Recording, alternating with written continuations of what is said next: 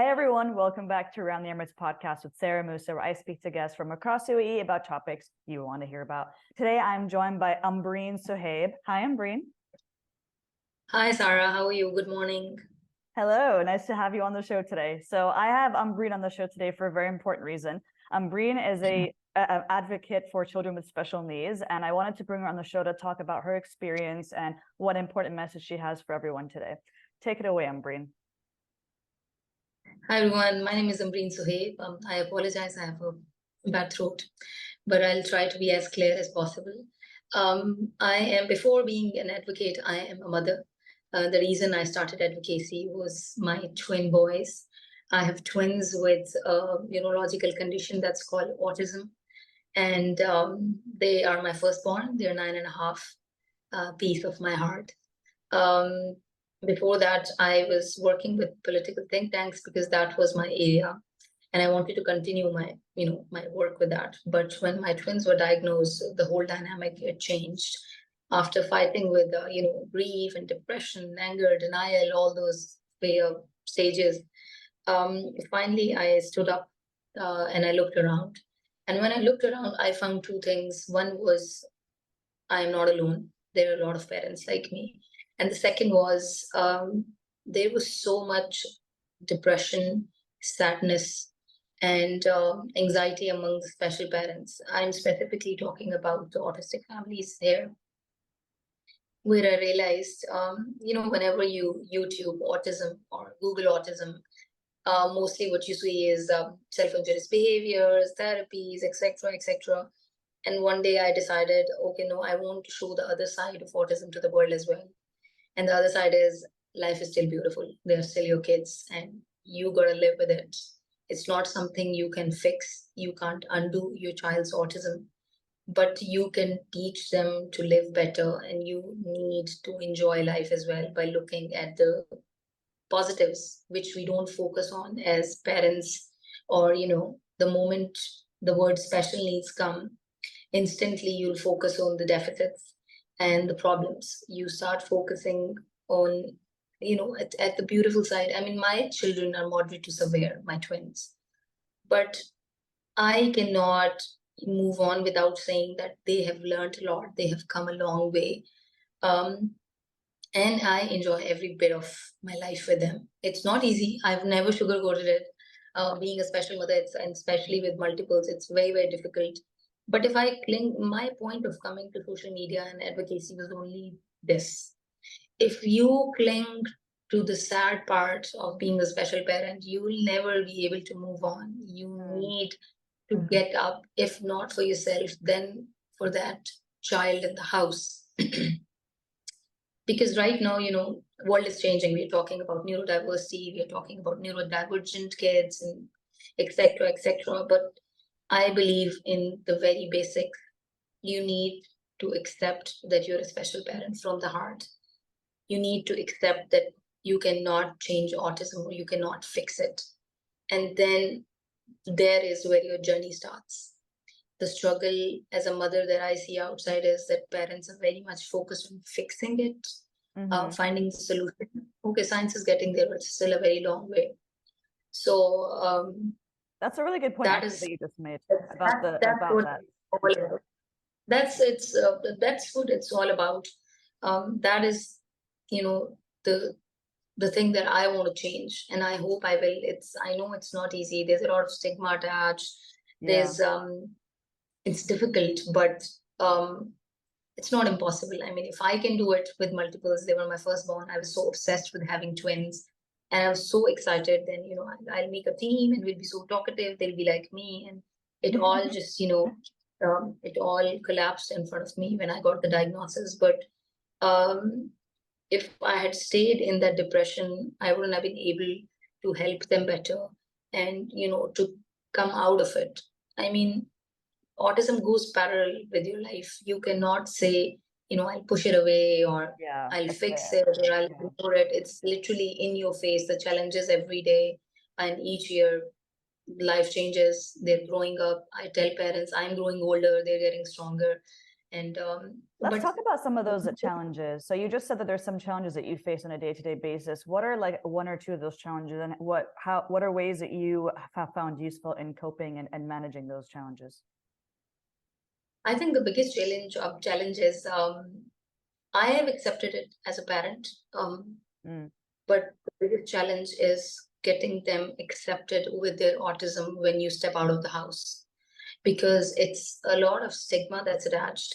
People don't want to talk about it.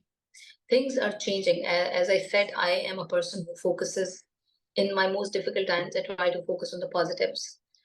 Things are changing, but it's still that. Let's start from family, for instance. It's a struggle. I mean, initially they were not ready to accept, and I was like, I'm done with this. Like, I can't explain it to you that no, they will not be non-autistic, come what it is what may. it is. Yeah. And then second is, getting them, because we're talking about inclusion. It's so much out there. Everybody's talking about inclusion. Let's be inclusive. Mm, But the inclusion, it's, to me, I don't know how many people are going to bash me later on, but inclusion 100% is not possible, especially when you have a child who is high support, yeah. who is low functioning in our world. It's very difficult, but the biggest challenge, if I squeeze all of this into one line, it's bridging the gap between the special world and, the normal world, as you call it. Yeah. Um, I go to events, I meet people, I feel that me and my fellow special mothers, we know what we want, we know what autism is. But what I see challenging is bringing the normal mothers, on the platforms and brainstorming and talking about it, how we can teach our kids to be, to behave around special kids. That's the biggest challenge, because Yeah. people are not, not that much interested in this topic. You said that And you have then, a third child, right? Who is not a child yeah, with special needs.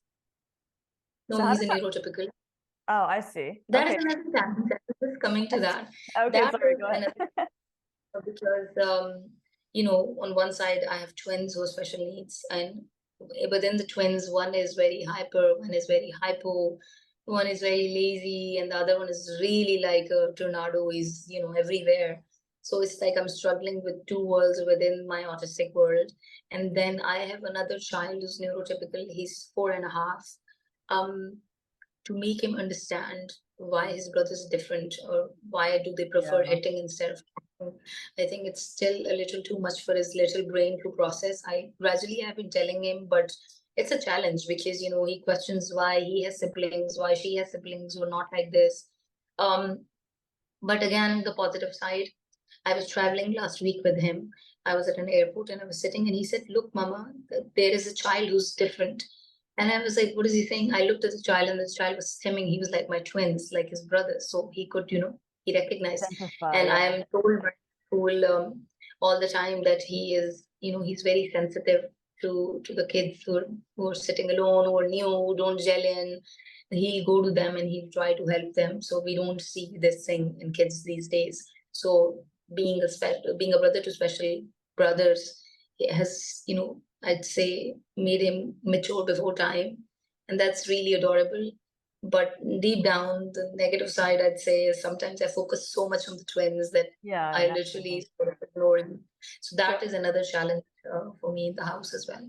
So you just made a very interesting point, how you didn't expect for your 4.5-year-old to be kind of mature beyond his years in that sense, to be able to identify when he sees other children that are similar to the twins. What other unexpected kind of revelations have come to mind throughout this process with your kids? What did you learn through your research and through your experience and think, wow, I didn't think that this was possible, or I didn't think that this was something that that was beneficial for me? I don't know beneficial or not, but I'd start from the medical point of view. Initially, when I started this journey with my twins, I thought their brain is messed up. If I get a picture of their brain, it will be all, I don't Yeah. know. I had a horrible picture of their brain in my head. So I got the MRIs done, at the SPECT, all the brain scanning, brain imaging. I was shocked, literally. I was surprised. The brain is completely perfect. And it really blew me away because, you don't know. Obviously, it's a journey you learn. In the beginning, Yeah. you think that neurological, so the brain must be in a horrible position. And I was really surprised when I got to know that the brain is absolutely fine. I talked to the neurologist. He's like, look at the brain, it's Very perfect. interesting. So that was really surprising for me. And autism, I've always said it's the most surprising, the most confusing condition right now, because 9 years back, again, as I said, I in my most difficult times, I just look what my kids have achieved or what they have, what are the positives. My twins are not very verbal, but I didn't know 4 years back that if they'll be ever able to eat themselves or speak. I don't know. And that was the most biggest challenge for me, because communication is so important. Mm-hmm. Just last year, they started with functional speech when they just surprised me. It came as a surprise to me. I thought that because they're in love with pizza, they're in love with pita breads, and I was told all these 9 years that they might not be able to fully become independent and in eating themselves. And the other day, my twin started tearing and tipping and eating himself, and I was crying because I was really really surprised. That's um beautiful. I saw the video, and I got a video from the school because I thought they'll never learn to, read. And the teacher called me and she said, we saw Ahmed reading the time. And I was like, no, you're lying. Imagine I said you're lying, because I had, I knew it's not just possible. I think I have that video on my posts as well. Ahmed's reading time, 10:30, 11 o'clock. And I was crying. I was like, wow, autism, you're like really surprising. So every year,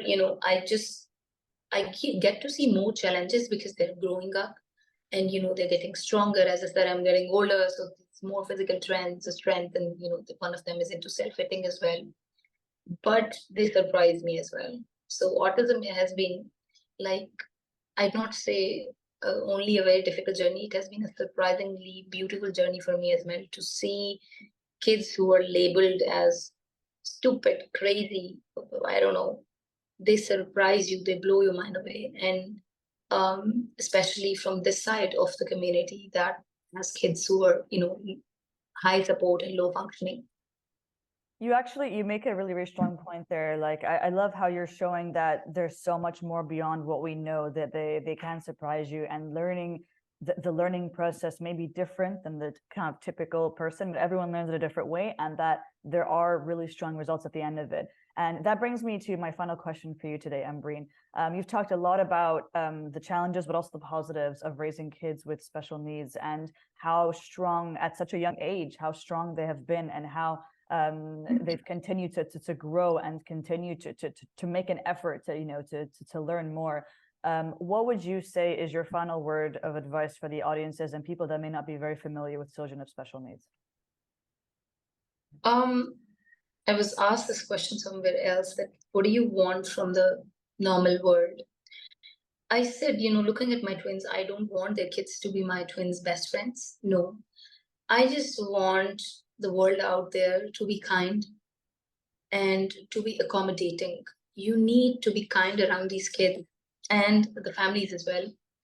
I just want people to get so familiarized with autism that if they see a child clapping out of joy or screaming out of joy or twirling out of joy, or even flopping on the floor and throwing a tantrum, um, they look at him and they're like, oh, he's on the spectrum, or he has autism, and then they move on.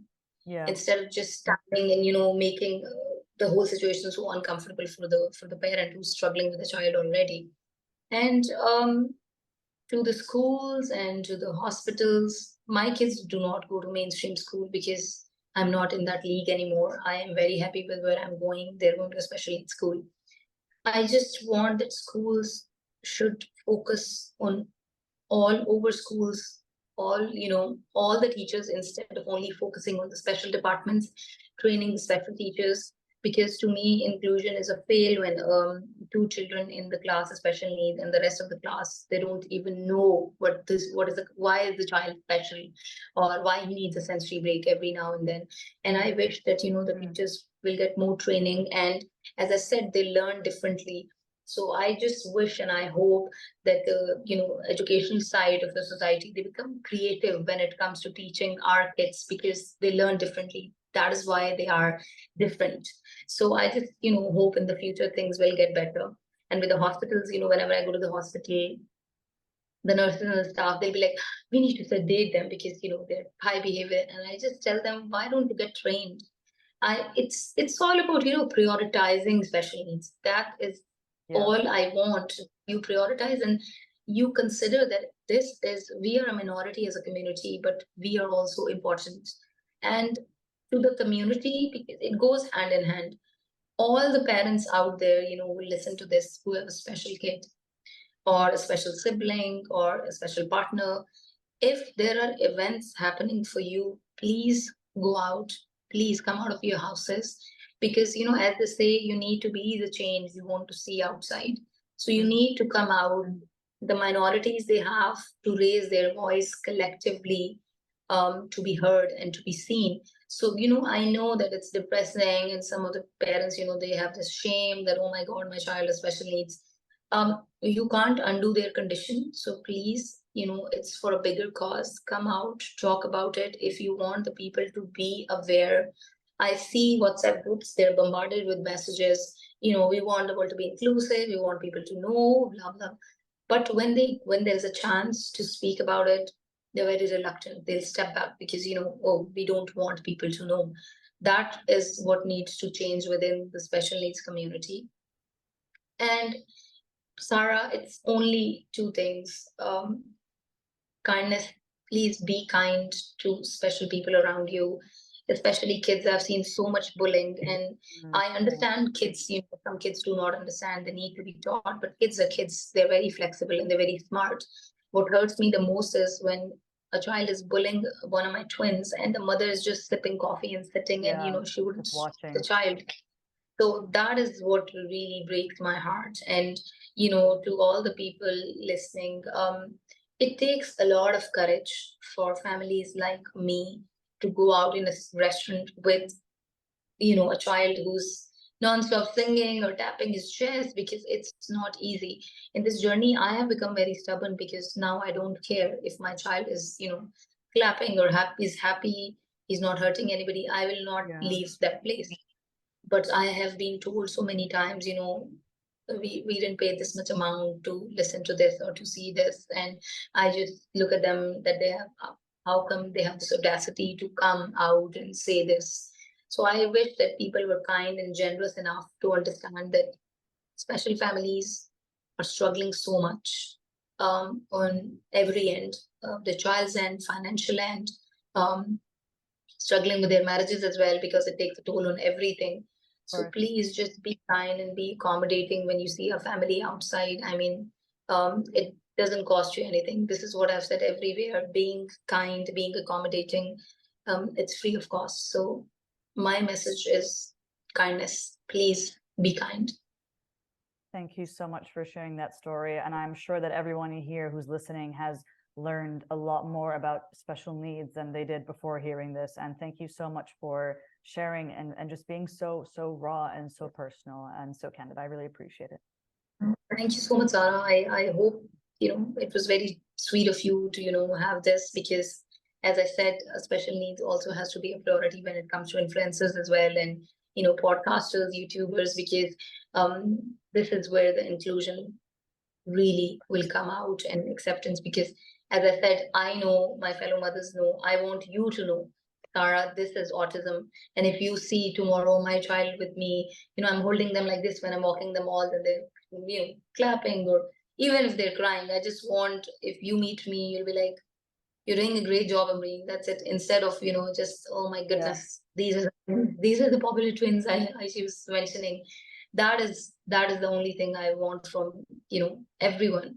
Don't just come and hug them or become their best friends. Just pass a smile, maybe, when you see a child like mine outside in public. That's all that I want. And thank you so much. It means a lot. Of Thank you. course. Thank you. Thank you, everyone. Take care. Bye.